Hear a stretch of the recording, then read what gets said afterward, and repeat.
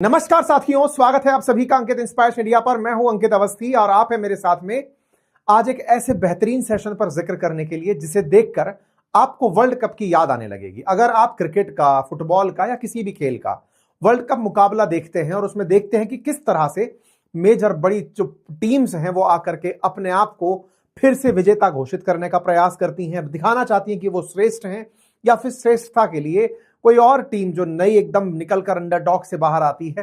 तमाम चीजें होती हैं और हम सभी उस खेल का भरपूर आनंद लेते हैं। लेकिन खेल के साथ दिक्कत यह है कि वो मनोरंजन के लिए होता है, उसका रियल लाइफ पर एंटरटेनमेंट और मोटिवेशन के अलावा खासा असर नहीं पड़ता है।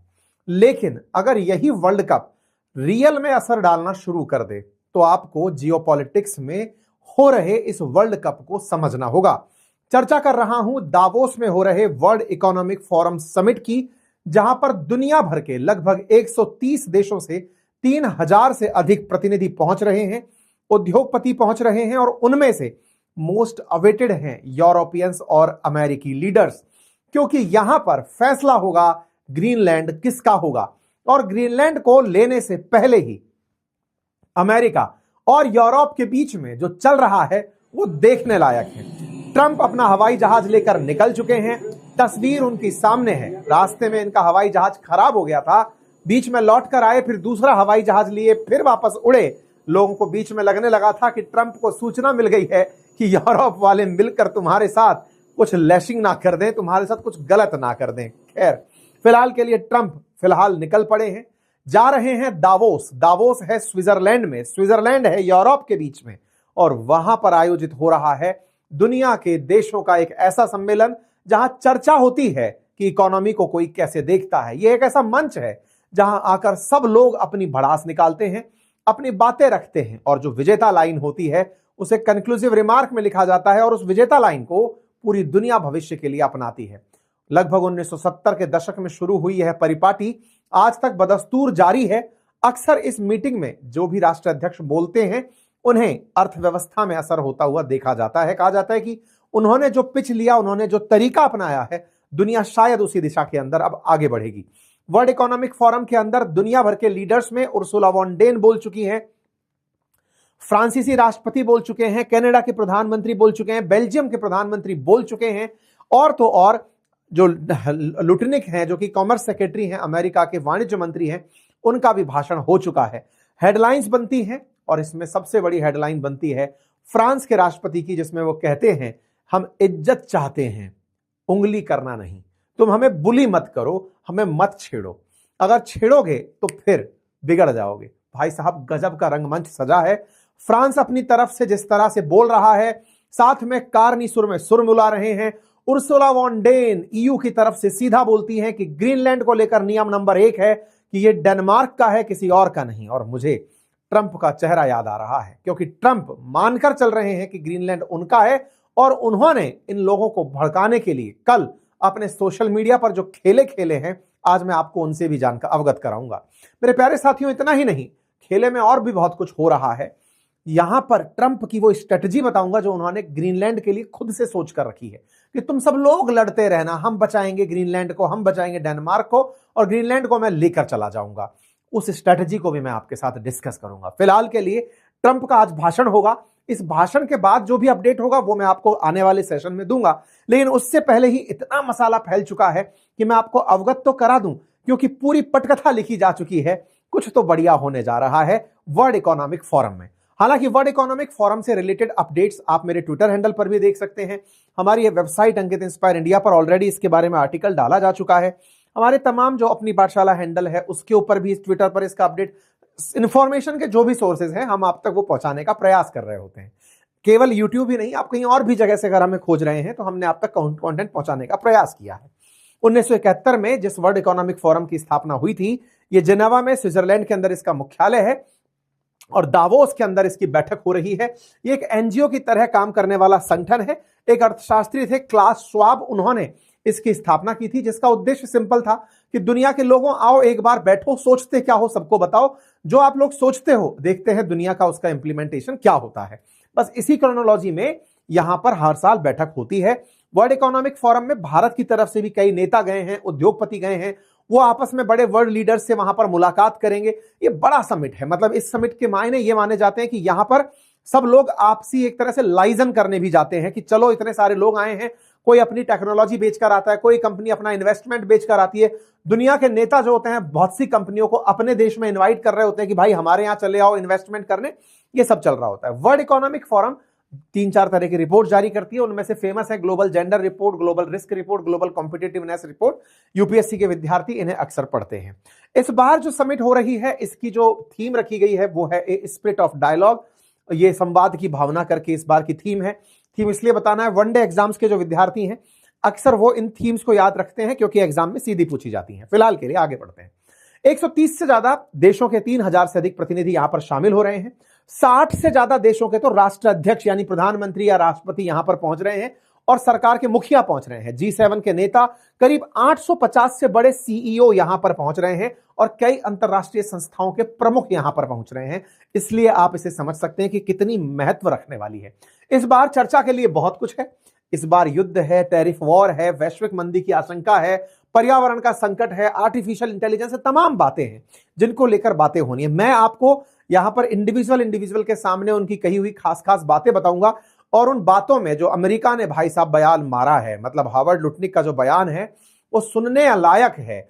हम समस्त भारतीय तालियां बजाते हैं कि भारत के लिए एलपीजी रिफॉर्म आया था, लिबरलाइजेशन, प्राइवेटाइजेशन, ग्लोबलाइजेशन आया, हम लोगों ने फायदा हुआ, हमको ये हुआ। आज अमेरिका का बयान तो भाई साहब बिल्कुल उलट चला गया है। उन्होंने कहा वैश्वीकरण होना ही नहीं चाहिए, ग्लोबलाइजेशन ने अमेरिका को खत्म किया है, अमेरिका के लिए मुसीबत है ग्लोबलाइजेशन। उधर बेल्जियम के प्रधानमंत्री बोल रहे हैं कि अब अमेरिका ने अपना मुंह घुमा लिया है। पहले अटलांटिक ओशियन की तरफ देखता था और यूरोप की तरफ देखा करता था अमेरिका, अब इसने अपना मुंह बदल दिया है, पैसिफिक की तरफ देखना शुरू कर रहा है। स्ट्रक्चरली अमेरिका ने अपने आप को चेंज कर लिया है। मतलब तमाम प्रकार की बातें हो रही हैं और ये सब समझने वाली बातें हैं। मतलब अमेरिका को लेकर के दुनिया के देश बैठकर जो चर्चा कर रहे हैं कि सुनो भाई अब अमेरिका वो नहीं रहा है कि पहले सबको साथ लेकर चलूंगा, लोकतंत्र बनाऊंगा, कुछ नहीं। आप और हम जो तमाम दिनों से सेशंस में चर्चा कर रहे हैं ना, वहां बैठ करके वर्ल्ड लीडर्स भी यही सब बातें कर रहे हैं। वो भी यही तरह की बातें कर रहे हैं कि भाई अमेरिका वो नहीं रहा, अमेरिका ने पूरी तरह से सब पर, मैं कई बार कई जगह बोल के चला आता हूं, फिर वहां पे लोग अपना माथा पकड़ रहे होते हैं। मैं कह रहा हूं कि भाई साहब सुनो, ये पुराने काल में एंट्री मार गया है, ये फिर से वही कॉलोनियल एरा और अपनी साम्राज्य चलाएंगे उसमें जा रहा है। लोग मानते नहीं है।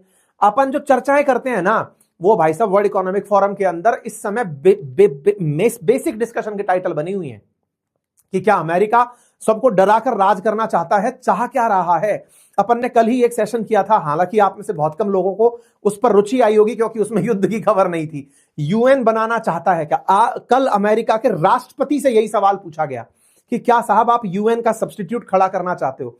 मतलब इस समय जो आप और हम विमर्श कर रहे हैं वो वैश्विक विमर्श है और उस वैश्विक विमर्श का सिग्निफिकेंस है दुनिया में। इन दिनों उसकी खूब प्रकट चर्चाएं हो रही हैं, आप उनको सबको देखते हुए चलेंगे। तो आइए चलते हैं, बढ़ते हैं। ट्रंप महोदय के कारनामों में जब से ग्रीनलैंड पर इन्होंने इच्छा जाहिर की है, यूरोप के लोगों की बिल्कुल मतलब बात मुंह में अटक के रह गई है कि भाई साहब इसने तो बेइज्जती कर दी। पहले साथ रखकर चल रहा था और लप से हमसे खींच करके ले गया ग्रीनलैंड को इस तरह से ले जाने के नाम पर। और धमकी और ये दे रहा है कि अगर ग्रीनलैंड के समर्थन में कोई भी आकर खड़ा हुआ तो 10% टैरिफ लगा दूंगा। भाई तो तुमने हमसे वगजुगा कह करके वो जो ईयू के साथ ट्रेड डील की थी वो मजाक थी क्या? मतलब पहले यूएस और ईयू की ट्रेड डील होती है, दुनिया तालियां बजाती है कि वाह बहुत बढ़िया काम कर दिया, और अब तुम कह रहे हो कि अगर ग्रीनलैंड के साथ कोई आए तो 10% टैरिफ लगा देंगे। 1 फरवरी से यूरोप के देशों पर 10% टैरिफ लग रहा है 8 देशों के ऊपर, और जून से कह रहा है 25% टैरिफ लगा देंगे। तो बोले ट्रेड डील का मतलब ही क्या रह गया? भाई साहब यूरोपियन यूनियन पूरी तरह से ट्रंप से खफा है और कह रही है कि अमेरिका हम तुम्हारा कोई प्रेशर नहीं मानेंगे। देखो मुझसे बहुत देर तक बात रखी नहीं जाती, मैं पहले ही बता देता हूं ट्रंप के दिमाग में चल क्या रहा है, आप आने वाले समय में देख लेना। ये केवल ग्रीनलैंड को लेकर के इन लोगों से कहेगा तुम बजते रहो, कोई मतलब नहीं है, मैं जाऊंगा ग्रीनलैंड, वहां जाकर जनता से बात करूंगा और ये ओपनली उनको जो वो देगा ना भाई साहब ऑफर ग्रीनलैंड के लोगों से, ये सीधा बात करेगा 57,000 लोग, बताओ अकाउंट में कितना चाहते हो, सबको वो मिलेगा, बढ़िया घर मिलेगा, बढ़िया सरकारी नौकरी मिलेगी, सबको बढ़िया बिजनेस मिलेगा, चिंता मत करो, सब मिलकर के एकजुट हो जाओ और कहो अमेरिका चलना है, सब की सब चल देंगे। वो लोग भी केवल मांडवली कर रहे हैं, कोई किसी को ठंड में नहीं मरना, सबको अमेरिका की सरपरस्ती में जाना पसंद है। दुनिया के कई देशों को अगर ये विकल्प दे दिया जाए कि बताओ भाई अमेरिका में शामिल होना चाहते हो, यहां तो लोग कबूतरबाजी करके और मतलब गधा रूट से, डंकी रूट से जाकर अमेरिका में फांदी मारकर घुसते हैं। और ग्रीनलैंड के लोगों को ऑफर दिया जा रहा है कि अमेरिका कहलाओगे, बताओ कितना खुश हो जाओगे। तो उन सबको जो है ना अमेरिका के साथ जुड़ने के लिए ऑफर दिया जाएगा तगड़ा। खैर फिलहाल के लिए चलने देते हैं, मंच पर जो चल रहा है उसकी चर्चा कर ही लेते हैं। कुछ दिनों पहले ही मैंने आपको बताया था कि यूरोप पूरी तरह से अमेरिका के खिलाफ हो गया है। खिलाफत में इन लोगों ने बढ़िया तरीके से अपनी फोर्सेस, ओपन अनाउंसमेंट सब कर दिया था, कह दिया था कि भाई सुनो यूरोप की तरफ से फोर्सेस भेजेंगे। पर भेजे कहां, ये तो पूरी तरह से लॉर्ड वेलेस्ली हुआ करते थे कभी, जिन्होंने सहायक संधि के नाम पर इंडिया के कई राजाओं को बंधक सा बना लिया था। उनको कहा था कि अपनी फोर्सेस हटा दो, अंग्रेजों की सेना रखो। सब राजा तैयार हो गए, सबकी सब जो दुश्मनी जिनसे करते थे उनके पास भी अंग्रेजों की सेना, दुश्मनों के पास भी अगर सेम सेना है तो युद्ध क्या खाक करेंगे। तो फिर अंग्रेज आए और उन्होंने कहा सुनो हम ही हैं सब तरफ और हमारे साथ मिलकर रहो, और अंग्रेज ही हैं सब तरफ, इसका मतलब सारे अंग्रेजों के अंदर में ही रहने वाले राजा हैं। इस तरह से अंग्रेजों ने पूरे भारत पर कब्जा किया था। ट्रंप ने वही आधुनिक काल में अपनाया। दुनिया भर में 750 जगह इसने बेस खोले, पूरे यूरोप में इसके अपने अपने बेस हैं। पहले नाटो नामक एक सहयोग संगठन बनाया, कहा अमेरिका हिफाजत करेगा, खुद का रक्षा बजट बढ़ाया, बढ़ाकर कहा कि चिंता मत करो, डरने की जरूरत नहीं है, सब लोग प्रोग्रेस पे विश्वास करो, बढ़िया से अपनी तरक्की पर फोकस करो, सेना का बजट तो मैं ही खर्च करूंगा। करता गया, बाद में जाकर के अमेरिका धप्पा बोल देता है, कहता है कि सुनो तुम लोग तो नाटो के बजट का, अपनी जीडीपी का 2% भी खर्च नहीं करते हो हैं डिफेंस के ऊपर, और चाहते हो कि अमेरिका तुम्हारी हिफाजत करे। मैं तो नहीं कर रहा, जाओ मैंने तुम्हें रशिया के सामने भेज दिया। अमेरिका रशिया को कभी नहीं छेड़ेगा। क्यों नहीं छेड़ेगा? क्योंकि उसे पता है कि एक भय भी तो होना जरूरी है। जब तक उसका भय नहीं रहेगा ये सब यूरोपियन कंट्री मेरे आगे ढोक कैसे खाएंगे। तो रशिया को खुला छोड़ रखा है कि तू मार इनको, पकड़ पकड़ के धमका, पोलैंड में गोला फेंक दे, कोई दिक्कत नहीं है। अब तो यूरोपियन देशों को भी समझ में आ रहा है कि ज्यादा खतरनाक रशिया नहीं था, उसने बेचारे ने इतने साल में अब तक इनके किसी भी देश पर कब्जा नहीं किया। ये तो नाटो की जिद लगाए बैठा जेलेंस्की पावड़ा था, जो जाकर बार बार कह रहा था कि नाटो जाना है, नाटो जाना, बोल जा नाटो। जिनमें जाना चाह रहा था वो खुद भागना चाह रहे हैं वहां से कि भाई सुनो हम नहीं रहना चाहते, अमेरिका इसकी बड़ी कीमत वसूल रहा है। उधर से उससे धमकवा रहा है, इधर से खुद ग्रीनलैंड लेके भाग जा रहा है। खैर यूरोप के देशों को लेट समझ में आया। ग्रीन के साथ दावोस के अंदर बढ़िया वर्ल्ड इकोनॉमिक लीडर फोरम के भाषण में भाषणबाजी चल रही थी, इधर ट्रंप मस्करी कर रहे थे। भाई साहब बढ़िया सा पोस्टर लगा रहे हैं अपने वॉल पर और लगाते हैं कि ग्रीनलैंड के ऊपर अमेरिका खड़ा है और उसके साथ में मतलब अमेरिका झंडा, राष्ट्रपति ट्रंप, इनके विदेश मंत्री और उपराष्ट्रपति तीनों की तीनों साथ में फोटो लगा के डाल देते हैं कि साहब ग्रीनलैंड हुआ हमारा 2026 से। एक और तस्वीर लगाते हैं जिसमें ट्रंप ने तो मतलब मार्क कार्नी को मतलब छेड़ दिया। कैसे?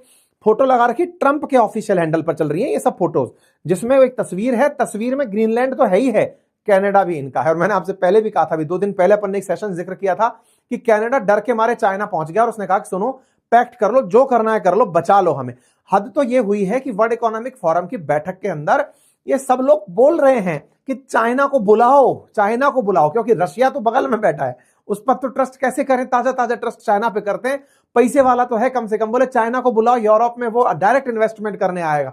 सब लोग अब चाइना के पसंदीदा जगह की तरफ बनते जा रहे हैं। आप में से कुछ लोग कहेंगे अरे तो भारत का नंबर कब आएगा? भाई साहब आप सब लोगों को ना कुछ समय बाद भारत की इज्जत दिमाग में इतनी बढ़ जाएगी कि यार हम लोग कितने समझदार थे। ये चिल्लाया जा रहा था ट्रंप जब से भोंपू की तरह बज रहा था, हम सब चुपचाप मार के बैठे थे। हम सोच रहे थे यार भारत सरकार कुछ कहती क्यों नहीं है, भारत रिप्लाई क्यों नहीं कर रहा है, ट्रंप को भारत ने अब तक कोई जवाब क्यों नहीं दिया है। हम चुपचाप बैठ रहे थे। हमने कहा था बेटा रुको बेटा, ये जो आग लगाया है ना, इस आग में ये सब झुलसेंगे और सब झुलसेंगे तब हमारी इज्जत करेंगे कि यार तुम कौन सी औषधि खाए थे महात्मा गांधी के देश से आने वालों, तुमने कौन सी ऐसी औषधि खाई थी कि इसके बवाल को भी तुम लोग शांति से झेलकर इतनी जबरदस्त ग्रेट अपनी इकोनॉमी को बढ़ाते हुए ले गए। खैर भाई साहब कनाडा को भी इन्होंने अपने आप में छाप दिया। इस बीच में आप देखो तारीखों पर नजर डालना, ये सारी घटना घटित हो रही है 20 तारीख के दिन, 20 तारीख यानी कल के दिन, और कल के दिन ही इमानुएल मैक्रोन को बोलना था डावोस के अंदर। भाई साहब ये बोलते हैं। भाई साहब इस बीच में एक और हद हो जाती है। हद तो ये है कि ये जो ट्रंप है ना, ये एकदम मतलब नेक्स्ट लेवल चला गया है। हद ये भाई साहब इन्होंने इमानुएल मैक्रोन ने इनको मैसेज किया होगा, है ना भाई साहब, इन्होंने खुद की वॉल पर मैक्रोन का आया हुआ मैसेज भेज दिया कि सुनो मैक्रोन कह रहे हैं कि ग्रीनलैंड को लेकर हमें मामला आपका समझ नहीं आ रहा है। पढ़ के सुनो क्या कहा है। President Trump, my friend, we are totally in line on Syria. हम सीरिया पर भी आपके साथ थे, ईरान के मसले पर भी आपके साथ थे, लेकिन ग्रीनलैंड के मामले को हम समझ नहीं पा रहे हैं। अगर आपको कोई प्रकार की मतलब असुविधा है तो आप बताइए, हम आपकी मदद कर सकते हैं। आप चाहो तो मैं आपके लिए G7 की मीटिंग बुला दूं, जिस समय आप दावोस से लौट रहे होंगे उस समय G7 के देश आपस में बैठ के बतिया लेंगे, और आप रुको ना पेरिस में आपके लिए बढ़िया डिनर का इंतजाम कराता हूं, आप आओ। ये बेचारा पर्सनल मैसेज मारा होगा ट्रंप को। ट्रंप भाई साहब मतलब क्या ही बताया जाए, इनको क्या शब्द दिया जाए समझ नहीं आता। भाई साहब ये मतलब कल जब दावोस में बैठक होने वाली है, ये सबके सामने दिखाने लग रहे हैं, देखो क्या कह रहा है मुझसे, आ जाओ खाना खा लो करके। भाई साहब बेइज्जती हो गई, इस आदमी को बहुत बेइज्जत किया गया। इमानुएल मैक्रोन इस बात से चिढ़ गए। हद तो ये थी कि ग्रीनलैंड के मसले पर जब ये बोल रहे थे ना, इस बीच में ये महाशय कहते हैं कि सुनो फ्रांस वालों, ज्यादा 3 2 5 नहीं 200% टैरिफ लगा दूंगा तुम लोगों के ऊपर। हद्दी हो गया भाई साहब। मतलब मैक्रोन को तो इन्होंने ये तक कह दिया कि तुम तो वैसे भी सत्ता से जाने वाले हो, तुम तो ज्यादा दिन के मेहमान हो भी नहीं फ्रांस में, तो ज्यादा चिल्पों क्यों मचा रहे हो। भाई साहब मैक्रोन को इन्होंने, मैक्रोन वर्ल्ड इकोनॉमिक फोरम में भाषण देने वाले हैं और ट्रंप उनको ट्रोल किए पड़े अमेरिका में बैठे बैठे। मतलब मैं कह रहा हूं ना, वर्ल्ड इकोनॉमिक फोरम इस समय वर्ल्ड क्या बोल सकते हैं, वर्ल्ड कप का मुकाबला हो रहा है जियोपॉलिटिक्स का। आप वहां पर देखें, फिर साहब मैक्रोन आते हैं, बढ़िया अपना चश्मा वश्मा लगाकर भाषण देने आते हैं और आकर के भाषण देते हैं। और जब इन्होंने अपनी तरफ से भाषण देना शुरू किया, तब इन्होंने अपनी तरफ से जो बातें कही वो हमने कल ही आपको अपने ट्विटर हैंडल पर शेयर कर दी थी। अगर आप चाहें तो ट्विटर पर हमें अपने इस नाम से ढूंढ सकते हैं, हमने जानकारी दी थी। इन्होंने अपनी तरफ से कहा था, हमें गुंडागिर्दी नहीं सम्मान चाहिए, हमें धन पूजा राजनीति के बजाय विज्ञान को तरजीह देनी है, हम क्रूरता के बजाय कानून के शासन को चुनना पसंद करेंगे। हमारे पास एक ऐसी जगह है जहां कानून और शासन प्रेडिक्टेबिलिटी के खेल के नियम है। मेरा मानना है कि बाजार ने इनकी कीमत अभी पूरी तरह से नहीं समझी है। धीरे धीरे ग्रीनलैंड के बहाने यूरोप अब अमेरिका के खिलाफ हो रहा है। सीधी सी बात निकल कर आ गई। मतलब इन्होंने अपनी तरफ से जो बातें बोली, उन बातों में हमने जो भी इनकी बातें थी वो सारी बताई। इन्होंने कहा कि साहब 60 से ज्यादा युद्ध चल रहे हैं इस समय दुनिया के अंदर, और पूरी तरह से अभी दुनिया में कई तरह की चुनौतियां हैं, और ताकतवर देश अभी अपने आप को सोच रहे हैं कि हम किसी को भी कुचल सकते हैं। यह तरीका सही नहीं है। मैक्रोन ने ओपनआल बोल दिया कि साहब अपन तो ग्रीनलैंड के साथ हैं। मैक्रोन ने जो भी बातें बोली वो पूरी तरह से यूरोप की बातें मानी गई, क्योंकि इस समय यूरोप में सबसे पावरफुल देश अगर देखा जाए, ब्रिटेन, फ्रांस और जर्मनी, 3 ही देश हैं। इनमें से फ्रांस का स्टेटमेंट जर्मनी ने भी तुरंत एंडोर्स कर लिया और कहा कि हम भी भाई इनकी बातों में साथ हैं। इन्होंने बकायदा कहा कि हम चाइनीज डायरेक्ट इन्वेस्टमेंट चाहते हैं कि अब वो यूरोप में आए और इन्वेस्टमेंट करें। मतलब साफ हो चुका कि इन दोनों की बिल्कुल बातें अलग अलग हो चुकी हैं। ट्रंप बढ़िया तरीके से अब मैक्रोन के खिलाफ आज पहुंच जाएंगे, बयान देंगे। हम उसके ऊपर कल सुबह तक शायद सेशन जल्दी से ले आएंगे। अब दूसरी तरफ चलते हैं मार्क कार्नी। ये बेचारे डरे पड़े। मतलब ट्रूडो गया है ना, तब से ट्रूडो गया जब से ट्रंप ने 51वां राज्य कहना शुरू किया कनाडा को, कार्नी तब से डरे हुए हैं, सब जगह घूमते फिर रहे हैं। लेकिन ग्रीनलैंड को जब से अमेरिका ने कब्जाने का नियम बनाया है, इनकी हालत और ज्यादा खराब हो गई है। ये समझ नहीं पा रहे करें क्या, ये समझ नहीं पा रहे। इस चलते ये चीन की शरण में चले गए। मैंने आपको 3 दिन पहले एक सेशन दिया था, आपने सुना भी होगा उसे। मार्क कार्नी वहां से निकल कतर जाकर के आए, वहां से मिलकर के फिर लौटे तो मैक्रोन से मिले। बोले यार भाई बहुत गजब चल रहा है अपने साथ, तो बेइज्जती कर रहा है ये आदमी, मैं क्या करूं, दीवार बना लूं, क्या करूं, क्या समझ नहीं आ रहा है। मतलब कनाडा और अमेरिका के बीच दीवार बना ले, इतना पैसा है हमारे पास, पेंशन फंड है, तकनीकी है, दुनिया की सबसे शिक्षित पॉपुलेशन है, सब कुछ होते हुए भी कनाडा आज अमेरिका के सामने डर कर बैठा है। भाई क्या करें। बोले सबसे पहले विरोध करना शुरू कर। विरोध के नाम पर सबसे पहला विरोध किस बात का, ये अगर ट्रूडो हुआ होता ना भाई साहब, अपन को जो भरपूर आनंद आ रहा होता। मार्क कार्नी पर तो अपन को इसलिए आनंद नहीं आता, बेचारे ने कुछ बोला नहीं। ट्रूडो को बड़ा मजा चढ़ता था ना कि राजनीति करूंगा, खाली यार उसको कुछ चाहिए था, ट्रिप चाहिए थी, ट्रंप ने दे दी थी ट्रिप, तो उसको बेचारे के पद ही खा गया उसका। खैर इस बीच में इन भाई साहब की जगह अगर ट्रूडो रहे होते तो आनंद की प्राप्ति अपन सबको होती। फिलहाल के लिए मार्क कार्नी से अपन ट्रूडो को समेट लेते हैं, क्योंकि दोनों एक ही पार्टी के हैं। अब इनको कहा जा रहा है कि तुमको तो हम लपेटेंगे, क्योंकि अगला राज्य तो भाई मैं बोल रहा हूं ना, मतलब ग्रीनलैंड के बाद कनाडा का नंबर है, तो कनाडा का नंबर है। इनकी टेंशन साफ दिखाई दे रही है। ये अपनी तरफ से ग्रीनलैंड के मामले में यूरोप के साथ जाके खड़े हो गए। सुनो भाई, ग्रीनलैंड जो है वो डेनमार्क का है, हम यही मानते हैं। इनका भी स्टेटमेंट आ गया। कुल मिलाकर यूरोप और यूरोप के साथ साथ कनाडा, ये सब तैयार हो गए कि ग्रीनलैंड भाई डेनमार्क का है। सब खुल करके सीधा सीधा बोलने लग गए। चलते रहे, बयान आ गए। उन्होंने लिख दिया कि साहब Canada strongly oppose tariff over Greenland, और हम ग्रीनलैंड के मामले में जो टैरिफ लग रहे हैं उसका भयंकर विरोध करते हैं। इन्होंने अपनी तरफ से कहा कि हम भारत के साथ भी वार्ता करने लग रहे हैं फ्री ट्रेड एग्रीमेंट को लेकर, आसियान, थाईलैंड, फिलीपींस और मर्कासर के साथ। इन्होंने अपने बयान दिए। और इसमें जो सबसे इंटरेस्टिंग बात लगी, जो इनका एक बयान था जिसे मैं चाहता हूं कि शायद अपन लोग अपने व्यवहारिक जीवन में भी उपयोग में ले सकते हैं, वो लाइन थी, if we are not at the table we are on the menu. ये बहुत अल्टीमेट लाइन है। मतलब अगर आप टेबल पर नहीं हो, टेबल का मतलब है कि आपको समानता के साथ ट्रीटमेंट दिया जा रहा है। अगर आपको समानता के साथ ट्रीटमेंट नहीं दिया जा रहा है, इसका मतलब आप ही हो मुद्दा जिसे डिस्कस किया जा रहा है, या आप ही हो वो सब्जेक्ट जिसे खाया जाना है। इन्होंने अच्छी लाइन बोली, और ये इस बात को महसूस करते हैं कि भाई सुनो, अमेरिका पूछ नहीं रहा है अपन लोगों को, और जब पूछ नहीं रहा है इसका मतलब अपन को ही खाएगा। ये सीधा पता चलता है। फिर बारी आती है उर्सुला वॉन डेन की, ये ईयू की चीफ हैं साहब। ये अपनी तरफ से आती हैं, बयान देती हैं, कहती हैं कि हम आर्कटिक सिक्योरिटी के लिए पैकेज देने की तैयारी कर रहे हैं और हम अपने दिमाग में एक फंडामेंटल प्रिंसिपल रखते हैं, और वो प्रिंसिपल ये कि ग्रीनलैंड और किंगडम ऑफ डेनमार्क के साथ हम पूरी तरह एक हैं। यानी कि 27 की 27 देश अमेरिका को छोड़कर सब की सब देश किसके साथ खड़े हो गए? ग्रीनलैंड के साथ खड़े हो गए। लेकिन उसके बावजूद भी अमेरिका ज्यादा पावरफुल है, क्योंकि सेना ज्यादा पावरफुल है, इकोनॉमी ज्यादा पावरफुल है। लेकिन यह बयान अपने आप में बड़ी मान्यता रखता है। उर्सुला वॉन डेन के इस बयान के मायने निकाले जा रहे हैं कि यही वो शुरुआत है जब अमेरिका और ईयू अलग अलग दिशाओं में चल पड़े हैं। जब इनके घर में आग लगी तब ये निकल कर आए। वेनेजुएला के मामले पर ये कुछ नहीं बोले, भारत पर जब टैरिफ लगे तब ये लोग कुछ नहीं बोले, भारत रूस ने जब जिस तरह से व्यापार किया उसके खिलाफ ये बोलते रहे कि आप लोग खून को, मतलब पैसे, तुम्हारे पैसे से खून बरसा रहा है पुतिन, लेकिन तुम लोग जो अब हद किए हो अब वो समझ में आ रहा है। जैसी को तैसी मिल रही है साहब, जैसी करनी वैसी भरनी हो रही है। कदा कलास निकल कर आती हैं कि हम ग्रीनलैंड के साथ हैं। बेल्जियम के प्रधानमंत्री का बयान तो गजब लगा मुझे, मतलब ये वो है जिसको आप और हम डिस्कस करते हैं कई बार। इनका कहना था कि भाई बेल्जियम जो, मतलब यूरोप जो है ना, उसकी तरफ पहले अमेरिका देखा करता था। आपको मालूम होगा ट्रांस अटलांटिक ट्रीटी चला करती थी इन लोगों के बीच में। नाटो जो है ना, North Atlantic Treaty Organization, NATO बनने के पीछे भी यही था कि अटलांटिक ओशियन के एक तरफ यूरोप था, एक तरफ अमेरिका था। बढ़िया ट्रेड हुआ करता था, दुनिया का बड़ा सबसे बड़ा ट्रेडिंग ब्लॉक वही हुआ करता था। बाद में स्थितियां बदली, अमेरिका अब पूरी तरह से पलट गया है। अमेरिका के पश्चिम की तरफ अब पैसिफिक ओशन है। अमेरिका ने अपना रुख पश्चिम की तरफ कर दिया, पैसिफिक ओशन की तरफ, क्योंकि China, ASEAN country, India, Japan, Korea, इन सब के साथ अब व्यापार होता है। तो पैसिफिक पर फोकस है चाइना, अमेरिका का। अब वो अटलांटिक ओशन को मानता ही नहीं है। वो कहता है कि अब हम लोगों के पास बचा ही नहीं कुछ भी। ये भाई साहब बेल्जियम के प्रधानमंत्री हैं, और बेल्जियम, ब्रसेल्स, जहां पर ईयू का मुख्यालय है, छोटा देश नहीं है, बहुत डेवलप्ड देश है, लेकिन इनकी फ्रस्ट्रेशन साफ दिखाई पड़ती है कि भाई अमेरिका में स्ट्रक्चरल चेंज हो चुका है।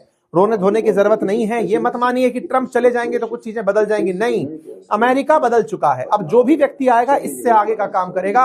अमेरिका ने अपनी नीतियां बदल दी हैं, ग्लोबलाइजेशन को खत्म कर चुका है और वो तेजी से आगे बढ़ रहे हैं। यही बात सर्बिया के प्रधानमंत्री ने भी बोली। उन्होंने कहा कि लास्ट ईयर वर्स्ट था, वर्ल्ड वॉर 2 के बाद अगर कोई दूसरा सबसे गंदा साल था तो वो पिछला साल यानी 2025 था।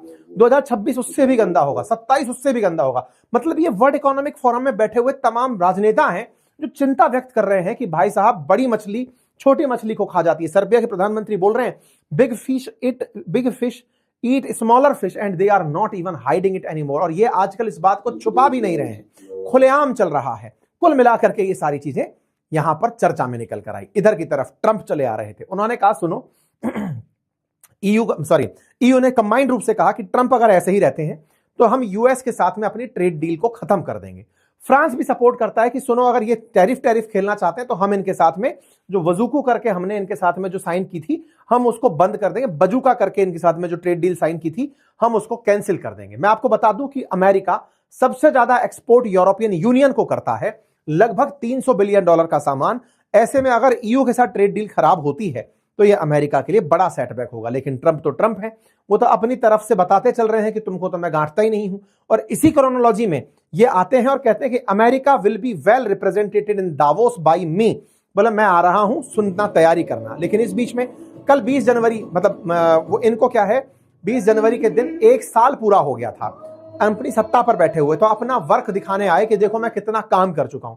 अपनी पूरी रिपोर्ट लेकर आए, इतनी बड़ी फाइल लेकर के कि मैंने 1 साल में इतना काम कर दिया है कि मेरे पिछले के जितने भी प्रशासन है वो आज तक इतना काम नहीं कर पाए। इतनी बड़ी फाइल है मेरे पास, क्या करें। पत्रकारों को अपना काम दिखाते हैं कि हमने बहुत कर दिया और बहुत कुछ करने जा रहे हैं। और साथ में ये कह देते हैं कि सुनो, इनसे पूछा गया कि सर क्या आप, यहां पर ये सारे सवाल पूछे गए थे कि सर एक बात बताइए, इमैनुअल मैक्रोन और कीर स्टारमर आपके बारे में बयानबाजी कर रहे हैं। बोले वो मेरे सामने बड़ा हम्बल रहते हैं, मेरे पीछे से कुछ रफ बातें कर देते हैं, जाके बात करूंगा। फिर इनसे पूछा गया कि सर ये बताइए कि आपने जिस तरह से काम किया, क्या आपको मतलब नाटो के बिना भी आपको उसकी जरूरत है क्या ग्रीनलैंड की? बोले हाँ, मुझे लगता है कि मुझे उसकी जरूरत है।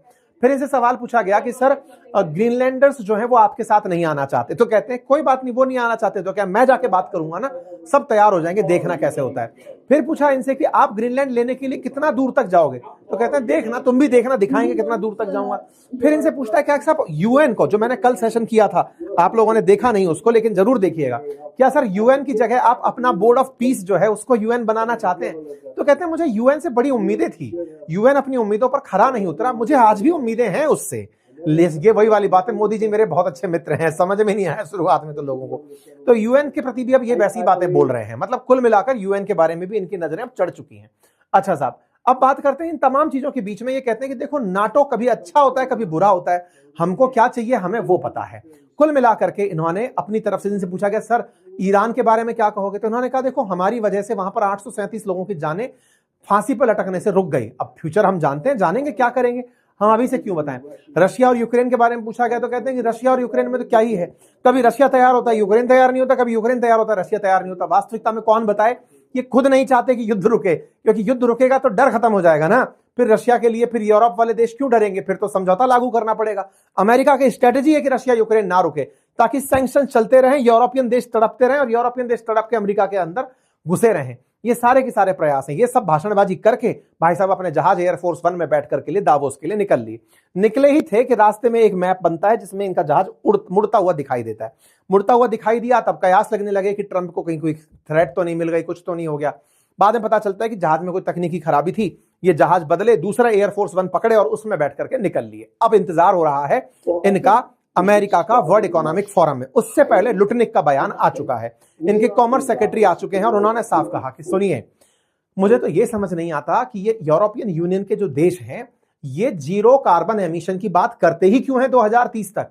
ये बताओ, कार्बन एमिशन की बात करने वाले यूरोपियन देशों, तुम क्या बैटरी बनाते हो? बैटरी बनाता है चाइना।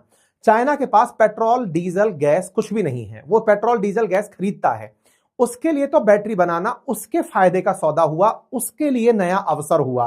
तुम लोग ना तो बैटरी बनाते, तुम्हारे पास में जो ईंधन है उसको जलाकर तुम अपनी इकोनॉमी को क्यों नहीं बचा रहे। अमेरिका के पास नेचुरल गैस और ऑयल है, वो बैटरी के लिए क्यों जाए चाइना के पास? चाइना बैटरी बेचकर, अगर तुम बैटरी बनाते होते तब समझ में आता कि तुम जीरो कार्बन एमिशन की बात करते हो।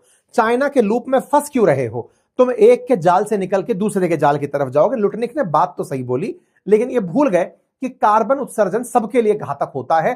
कौन समझाए इनको? पर ये तो पूरी तरह से व्यापारिक बातें करने में कामयाब हुए। इन्होंने साथ साथ ये बात भी यहां पर बोल दी कि देखो ग्लोबलाइजेशन है ना, वो सबसे वर्स्ट चीज थी अमेरिका के लिए, क्योंकि उसके चलते अमेरिका ने अपनी तमाम चीजें आउटसोर्स कर दी और आज वो सारे देश हमारे सामने दुश्मन बनकर खड़े हो गए। हम खुद ही अपने यहां पर अगर काम करवाते लोगों से तो हम बड़ी ताकत बनकर जी रहे होते। यानी कि अमेरिका की तरफ से ग्लोबलाइजेशन के रास्ते अब बंद हो चुके हैं, यानी दुनिया के देशों को अब वो अपनी तरफ से कोई काम देने वाले नहीं है। ये बात अपना स्टैंड दे चुके हैं। इस बीच में अमेरिका के ट्रेजरी सेक्रेटरी भी निकल कर आए और उन्होंने कहा कि ताइवान दुनिया की 97% चिप बनाता है। किसी दिन चाइना ने ताइवान पर कब्जा कर लिया, दुनिया का क्या हाल होगा सोचा है? भाई साहब, यहां बैठ करके भी ये लोगों को चाइना का ही डर दिखा रहे हैं कि चाइना ने ये कर दिया तो क्या होगा। वो तो हम पहले ही बता चुके, चाइना जिस दिन चाहेगा वो एक्सपोर्ट रोक देगा। जैसे आज ट्रंप बार बार करके टैरिफ बैन करते हैं ना, अगर वो मान लो एक्सपोर्ट बैन कर दे तो अमेरिका की वैसे भी सिट्टी पिट्टी खराब हो जाएगी। पर करें क्या, दुनिया में इस समय तमाम प्रकार के उपबंध चल रहे हैं साहब, और इन तमाम चीजों के बीच में आप और हम बैठ करके इस वर्ल्ड वॉर के मतलब वर्ल्ड कप को देख रहे हैं जो जियोपॉलिटिक्स का आयोजित हो रहा है दावोस में। भारत की तरफ से भी तमाम नेता और यहां पर हमारे वो गए हैं, प्रतिनिधि गए हैं। विश्व के इन नेताओं के आज बयान हैं। भारत के टॉप बिजनेसमैन में एन चंद्रशेखर, श्रीनी पलिया, ये सब आप लोग यहां गए हैं। ट्रंप की इनसे मुलाकात हो सकती है। ये है सारा अपडेट। बाकी मीम्स का मार्केट गर्म है, लोग अमेरिकियों के मजे ले रहे हैं। फिलहाल के लिए इतना ही। अपडेटेड रहने के लिए चैनल को सब्सक्राइब कर लीजिए ताकि आपको आने वाले समय में यहां पर सारी जानकारियां मिलती रहें। और आप जितना ज्यादा हमारे सेशन को शेयर करेंगे, लाइक करेंगे, अपनी राय रखेंगे, हमें उतनी ही ऊर्जा मिलती है आपके लिए ऐसी ही और खबरें अच्छे से लेकर और उनका एनालिसिस लेकर आने में। बाकी तब तक के लिए आप हमारे चैनल्स, अपनी पाठशाला, बातें बाजार की, इन दोनों एप्लीकेशंस को जाकर चेक करिए। यहाँ पर हमारे पेड कोर्सेज उपलब्ध हैं जिन्हें आप बढ़िया से एंजॉय कर सकते हैं, कुछ नया सीख सकते हैं, नॉलेज एनहांसमेंट कर सकते हैं। Thank you so much.